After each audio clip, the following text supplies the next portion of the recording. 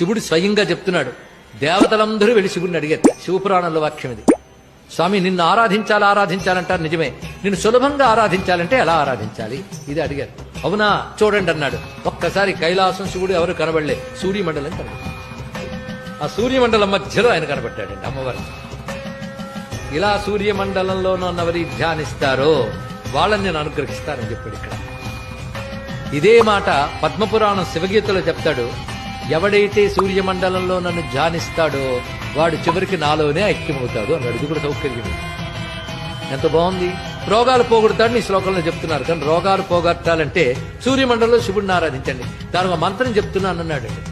ధ్యాన శ్లోకం, రుద్రానికి ధ్యాన శ్లోకం ఇక్కడ చెప్పుకోవచ్చు. మండలాంతరగతం హిరణ్మయం వ్రాజమాన వపుషం శుచిస్మితం చండధీదితిమఖండితజ్జుతిం చింతయేన్ ముని సహస్ర సేవితం. ఇదే మాట పద్మపురాణం శివగీతలో చెప్తాడు.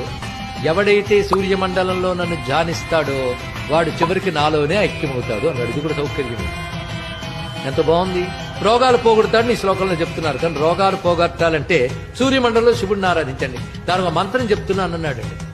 ధ్యాన శ్లోకం, రుద్రానికి ధ్యాన శ్లోకం ఇక్కడ చెప్పుకోవచ్చు. మండలాంతరగతం హిరణ్మయం వ్రాజమాన వపుషం శుచిస్మితం చండధీదితిమఖండితజ్జుతిం చింతయేన్ ముని సహస్ర సేవితం అని ఆ రుద్రమంత్రాలు ధ్యాన శ్లోకాల్లో ఒకటిది. మండలాంతరగతం, మండలం లోపలున్నాడు. హిరణ్మయం, బంగారు స్వరూపుతున్నాడు.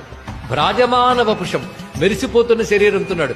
శుచిస్మితం, కపటం లేని నవ్వుట, దయ. శుచిస్మితం చండధీధితం, మహాకాంతున్నది. అఖండిత జ్యుతిం, ఆ కాంతి అఖండ కాంతి. అలాంటి వాణ్ణి వేల కొలది మునులు సేవిస్తున్నారు. ఇలా ధ్యానించమన్నారు. ధ్యాన